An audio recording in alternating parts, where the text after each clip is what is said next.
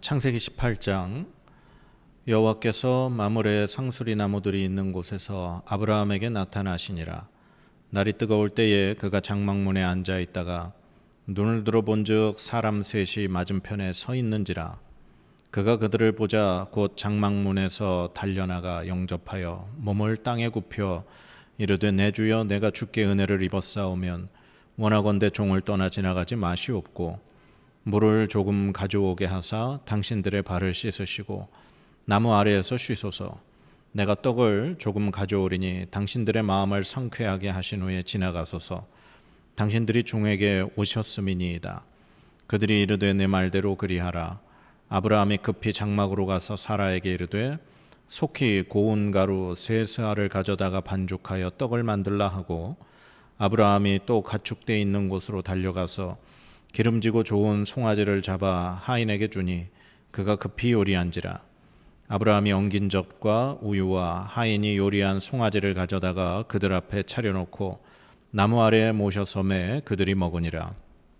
그들이 아브라함에게 이르되 네 아내 사라가 어디 있느냐? 대답하되 장막에 있나이다. 그가 이르시되 내년 이맘때 내가 반드시 내게로 돌아오리니 내 아내 사라에게 아들이 있으리라 하시니 사라가 그 뒤 장막문에서 들었더라. 아브라함과 사라는 나이가 많아 늙었고 사라에게는 여성의 생리가 끊어졌는지라.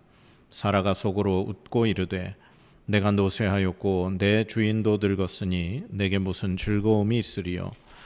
여호와께서 아브라함에게 이르시되 사라가 왜 웃으며 이르기를 내가 늙었거늘 어떻게 아들을 낳으리오 하느냐? 여호와께 능하지 못한 일이 있겠느냐? 기한이 이를 때에 내가 내게로 돌아오리니 사라에게 아들이 있으리라. 사라가 두려워서 부인하여 이르되 내가 웃지 아니하였나이다. 이르시되 아니라 내가 웃었느니라. 아멘. 오늘은 창세기 18장 1절부터 15절까지를 먼저 나누어서 말씀을 보도록 하겠습니다. 자, 그러면 오늘 이 본문의 하나님 말씀의 내용을 한번 정리를 한번 해볼까요? 아브라함이 자신의 그 집 장막 문에 앉아 있었습니다. 그런데 아브라함 앞에 오늘 성경에 보면 세 사람이 이렇게 서 있었다 기록하고 있습니다. 성경에서 하나님께서 사람의 모습으로 이렇게 나타나신 것을 표현한 부분입니다. 굉장히 보기 힘든 부분이죠. 하나님께서 사람의 모습으로 나타나셨습니다. 그래서 아브라함이 자신 앞에 있는 이 세 사람을 자신의 집으로 초대합니다. 그리고 아브라함의 초대에 이 세 사람은 응하게 되죠. 아브라함은 이 세 사람을 위해서 정성껏 음식을 준비했습니다. 그리고 음식을 다 먹고 난 이후에 하나님께서 아브라함에게 사라를 찾으시죠. 그리고 내년 이맘때 내가 반드시 다시 올 텐데 그때 사라에게 아들이 있을 것이라고 말씀을 하십니다. 그런데 이 하나님의 말씀을 듣고 사라는 그 천막 뒤에서 속으로 웃습니다. 사라는 자신이 이미 여성의 생리도 끊어졌고 아브라함도 나이가 많이 늙었는데 어떻게 우리에게 아들이 있겠냐 하고서 하나님의 말씀을 믿지 않은 거죠. 그런데 하나님께서는 그 사라에게 그 웃은 것을 책망하시면서 다시 한번 사라에게 아들이 있을 것이라고 약속을 하십니다. 그리고 사라는 자신이 웃었음을 부인하고 하나님은 네가 분명히 웃었다라고 그렇게 말씀을 하시죠. 오늘 이 부분이 오늘 본문의 하나님 말씀의 줄거리입니다. 자, 그러면 오늘 아까도 제가 말씀드렸지만 하나님이 사람의 모습으로 이 아브라함에게 나타나셨다 그랬는데요. 아브라함은 이 자신 앞에 찾아온 세 사람 그 중에 하나님이 계심을 아브라함은 어떻게 알았을까요? 아브라함은 언제 알았을까요? 성경 말씀에 이렇게 되어 있습니다. 2절 말씀에 눈을 들어 본즉 사람 셋이 맞은편에 서 있는지라. 그가 그들을 보자 곧 장막문에서 달려나가 영접하며 몸을 땅에 굽혀 이르되 내 주여 내가 주께 은혜를 입었사오면 원하건대 종을 떠나 지나가지 마시옵고 이렇게 되어 있습니다. 여기서 아브라함이 그 세 사람을 보자마자 뛰어가서 엎드리면서 이렇게 말하죠. 내 주여. 아브라함이 여기서 말한 이 주라고 표현한 것이 바로 하나님을 표현할 때 이 아도나이라고 하는 주님이라고 표현을 합니다. 그러니까 아브라함은 세 사람 중에 한 사람이 바로 주님이심을, 하나님이심을 알아보고 그 하나님 앞에 무릎 꿇고 엎드려서 나의 주여라고 그렇게 부른 거죠. 그러니까 아브라함은 자신 앞에 찾아온 하나님을 바로 알아봤던 사람입니다. 그런데 이제 당시 유목 문화에서 자신의 집을 찾아온 나그네를 반드시 접대하고 이렇게 마음껏 먹게 하고 쉬게 하고 그 다음에 돌려보내는 것이 당시의 문화였습니다.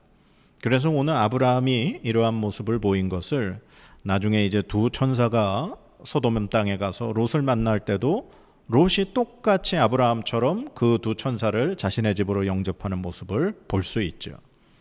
당시에 유목 문화에서 나그네를 대접하는 것은 굉장히 소중한 일이었습니다. 왜냐하면 자신이 나중에 그러한 나그네 처지로 다른 사람의 텐트에 갔을 때 자신을 이렇게 그 집이 또 환대해 주기를 바라기 때문에 그랬다 그러죠.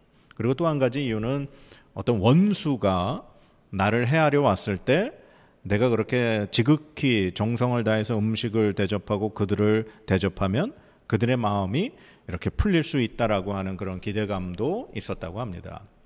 그런데 오늘 아브라함이 이 세 사람을 대접한 이유는 어떤 그런 유목 문화에서의 대접뿐만 아니라 아브라함은 분명히 하나님을 알아보았다는 사실이죠. 그래서 내 주여 그러면서 아브라함이 하나님 앞에 대접을 하고 그리고 그 음식을 다 드신 이후에 하나님께서 아브라함에게 사라를 찾으시는 그 일이 벌어지게 되는 거죠.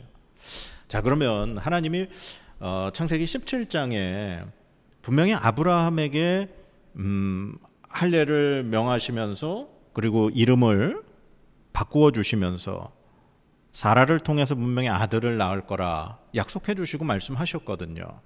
그런데 오늘 또 하나님이 직접 찾아오셔서 이 사라가 아들을 낳을 것이라고 말씀하신 이유는 왜 그럴까요? 오늘 본문에서 하나님이 그 음식을 드시고 난 이후에 누구를 찾으시죠? 사라를 찾으십니다. 하나님께서 아브라함에게 9절 말씀에 그들이 아브라함에게 이르되 네 안에 사라가 어디 있느냐 대답하되 장막에 있나이다. 그러면서 사라가 분명히 내년 이맘때 아들을 낳을 것이라 그렇게 말씀하시죠. 이렇게 쭉 뒤에 또 사라가 웃었음을 책망하시는 그 하나님의 말씀을 가만 생각해 보면 오늘 창세기 18장에서 하나님이 이 아들을 약속하신 그 말씀의 이유는 사라를 위해서 오늘 찾아오셔서 사라에게 다시 한번 확인시켜 주시는 그 하나님의 말씀이라고 생각할 수 있는 겁니다. 그러면 사라가 그 하나님의 말씀을 듣고 웃었잖아요. 사라는 왜 웃었다고 성경에 나와 있습니까? 성경에 사라가 속으로 그렇게 생각했다는 거죠. 12절에 사라가 속으로 웃고 이르되 내가 노쇠하였고 내 주인도 늙었으니 내게 무슨 즐거움이 있으리요. 사라는 이미 나이가 오래됐고 여성으로서의 그 생리의 기능이 다 끊어졌습니다. 임신할 수 없는 육체의 상태라는 거죠. 그런데 하나님은 전혀 불가능한, 전혀 희망이 없는 사라에게 내년에 분명히 네가 아들 이삭을 낳을 것이라고 말씀을 하시고 약속을 하시는 겁니다. 저는 오늘 이 창세기 18장의 말씀을 통해서 참 너무 귀한 은혜를 깨달았습니다. 그것은 뭐냐면 이스라엘 백성, 즉 하나님께서 아브라함에게 약속하신 내 후손이 하늘의 별과 같이 바다의 모래와 같이 그렇게 엄청난 많은 민족을 이룰 것이다. 너는 복의 근원이고 많은 열국의 아버지가 될 것이라고 약속하신 그 하나님. 그 사건은 99세가 된 아브라함, 그리고 여성의 생리가 모두 끝난 사라, 그 두 사람을 통해서 하나님은 아들 이삭을 주시면서 그 약속을 이루어 가시는 걸 볼 수 있습니다. 즉 이스라엘 백성은, 아브라함의 후손인 이스라엘 백성은 하나님의 기적으로 태어난 백성이라는 겁니다.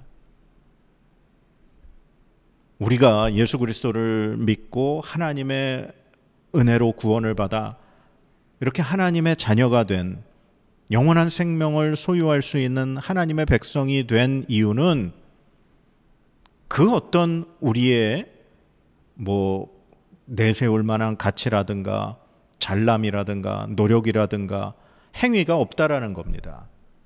우리가 하나님의 자녀가 된 것은 하나님의 기적으로, 하나님의 은혜로, 하나님의 우리를 품어주심으로 우리가 하나님의 자녀가 됐다는 거죠. 즉 제가 요즘에 말주변이 너무 이렇게 부족해서 참 죄송합니다. 뭐라고 표현을 하고 싶은데 제가 참 표현이 너무 부족한 것 같아요. 그러니까 하나님이 하시는 일은 하나님만 하실 수 있는 일이라는 겁니다.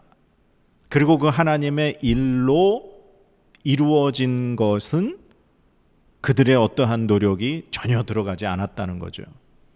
그러니까 이스라엘 백성이 전혀 불가능한 상황에서 아브라함과 사라를 통해 태어나게 된 것, 하나님만 하실 수 있는 일이고 하나님의 기적을 통해서 그 이스라엘 민족이 탄생하게 됐다는 거죠. 마찬가지로 우리의 삶 가운데 하나님이 우리를 찾아오시고 우리가 예수 그리스도를 믿을 수 있게 된 것은 하나님의 기적이라는 겁니다. 우리의 노력이 아닌 하나님의 은혜이고 온전한 하나님의 기적이라는 사실입니다. 그리고 누구나 할 수 있는 일이 아닌 하나님만 하실 수 있는 일을 하나님은 하신다는 사실입니다. 그래서 오늘 이 창세기 18장 말씀을 통해서 정말 하나님의 기적, 하나님의 은혜로 구원받은 우리가, 예수 그리스도를 믿게 된 우리가 오늘 하루도 이러고 살아가는 것, 그거 바로 하나님의 은혜이고 하나님의 기적이라는 사실을 기억했으면 좋겠습니다. 그리고 또 한 가지 이 말씀 속에서 깊이 생각해 본 것은 아브라함이 하나님을 알아본 것.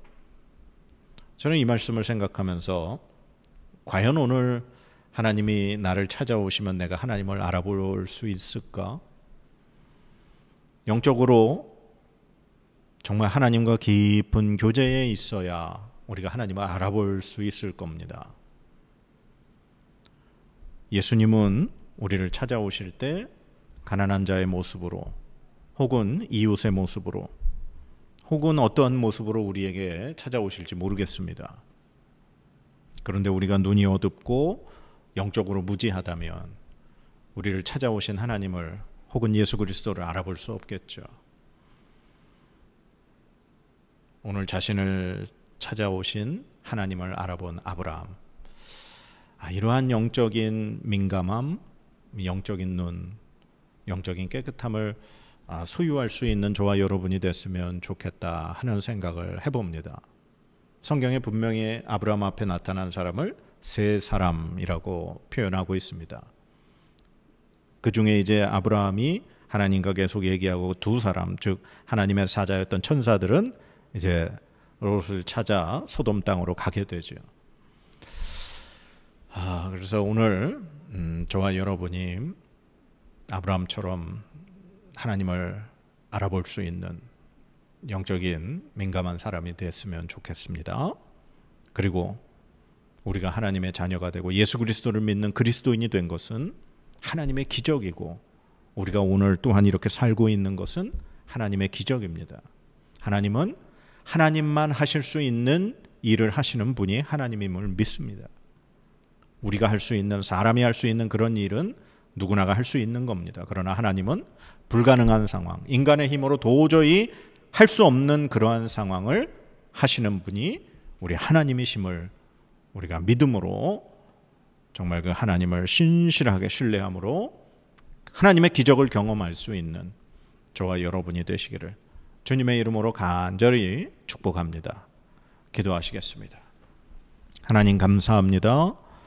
오늘 하나님을 알아볼 수 있었던 그 아브라함처럼 우리에게 영적인 눈을 허락하여 주시옵소서. 우리에게 영적인 민감함을 허락하여 주시고 우리를 순간순간 찾아오시는 그 주님의 음성을 들을 수 있게 하여 주시옵소서. 그리고 우리를 예수 그리스도를 통하여 하나님의 자녀로 삼아주신 그 하나님의 은혜, 하나님의 기적을 우리가 날마다 감사하며 정말 하나님만 하실 수 있는 하나님의 기적을 늘 사모하고 하나님의 그 기적이 우리에게 이루어지는 그것을 경험할 수 있는 하나님의 귀한 백성들 되도록 인도하여 주시옵소서. 감사드리며 예수님의 이름으로 기도드립니다. 아멘.